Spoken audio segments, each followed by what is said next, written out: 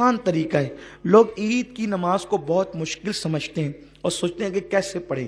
آسان سی بات ہے، ہم نے 2 رکعت نماز پڑھنی ہے اور اس کی نیت اس طرح کرنی ہے، نیت کی میں نے نماز عید الفطر واجب ادا کرنے کی، واسطے اللہ کے، منہ میرا کعبہ شریف کی طرف، پیچھے اس امام کے 6 تکبیروں کے ساتھ۔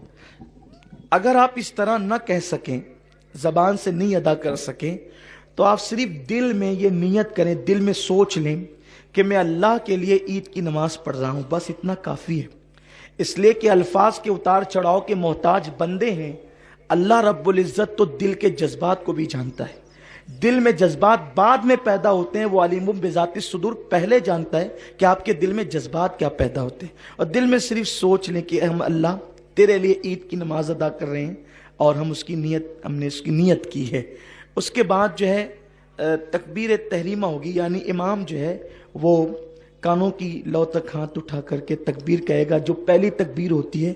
آپ نے بھی تکبیر تحریمہ کہہ کر ناف کے نیچے ہاتھ باندھ لینا ہے۔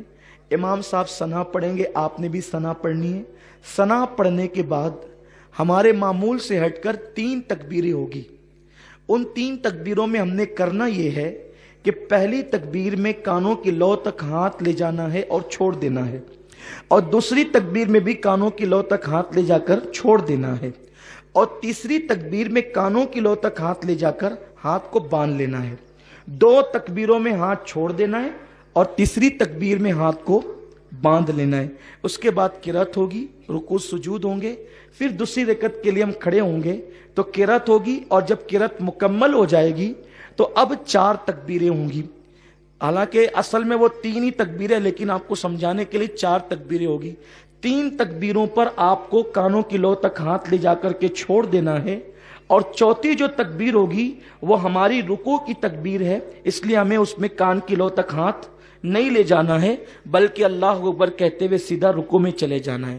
آسان سی چیز ہے کہ پہلی رکعت میں بھی 3 تکبیریں ہیں اور دوسری رکعت میں بھی 3 تکبیریں ہیں جو زیادہ ہیں، لیکن پہلی رکعت میں قرات سے پہلے 3 تکبیریں ہیں اور دوسری رکعت میں قرات کے بعد 3 تکبیریں ہیں، اور پہلی رکعت میں 2 مرتبہ ہاتھ اٹھا کر کے چھوڑ دینا ہے، تیسری میں باندھ لینا ہے، اور دوسری رکعت میں تینوں تکبیروں پہ ہاتھ چھوڑ دینا ہے، اور جو چوتھی تکبیر ہے وہ رکوع کی ہمارے معمول کی تکبیر ہے، اس میں ہم نے رکوع میں چلا جانا ہے۔ پھر اس کے بعد جیسے ہم نماز ادا کرتے ہیں اپنے معمول کے مطابق ہم نماز ادا کریں گے۔ نماز ادا کرنے کے بعد انشاءاللہ تعالی پھر خطبہ ہوگا، اور خطبے کے بعد پھر دعا ہوگی۔ اللہ تعالی فضل فرمائے۔